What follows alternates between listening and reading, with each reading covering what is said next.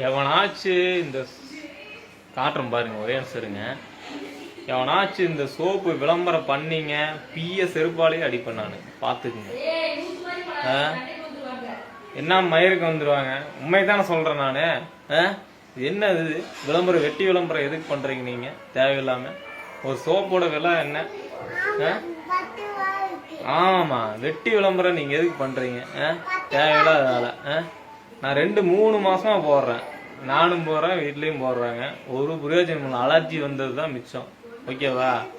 இது போலி விளம்பரம், யார்ட்டையும் நம்பி வாங்காதீங்க, அவ்வளோதான் நான் சொல்லுவேன்.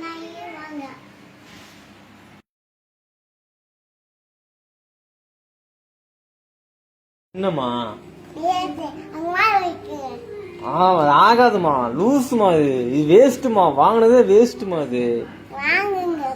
இது ஆகாதுமா, இது ஆகவே ஆகாதுமா, வேஸ்ட்டு. உனக்கு எவனாச்சும் ஏடுக்கு இது போட்டீங்க, இதை வச்சு எல்லாத்துக்குமே வச்சுக்கு பார்த்துக்குங்க. ஒழுங்கு மரியாதை இருந்துருங்க. வெட்டியா இது ஏடு போட்டுருக்காதீங்க தேவையில்லாம, அவ்வளோதான் நான் சொல்லுவேன். இது வேஸ்ட்டு. இது நல்ல சோப்பு, நல்ல இது இல்லை, ஃபேக்கான நியூஸ் இது.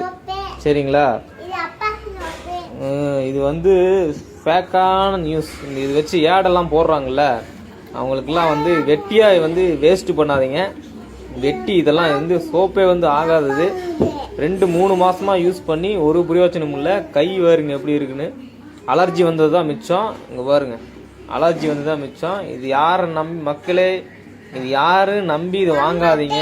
இது வேஸ்ட். இந்த சோப்பு பெரிய பெரிய நடிகைங்க, பெரிய பெரிய இந்த யூடியூபர், இன்ஸ்டாகிராமர், இது எல்லாமே பொய்யா விளம்பரம் பண்றாங்க.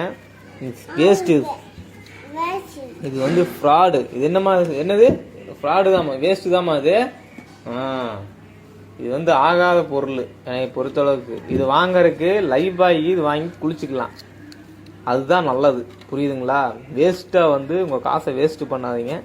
நானும் அப்படி தான் பண்ணி ஏமாந்து ரொம்ப அலர்ஜியாட்ட வந்துருச்சு, எனக்கும் சரி என் ஒய்ஃபுக்கும் சரி. இது வேஸ்ட்டு. இது நீங்கள் வாங்கவே வேண்டாம். இவ்வளோ காசு கொடுத்து வாங்கறதுக்கு நீங்கள் லைஃபாய் சோப்பு இது வாங்கி யூஸ் பண்ணிக்கலாம். ஓகேவா? இது வாங்குறது மட்டும் இல்லை.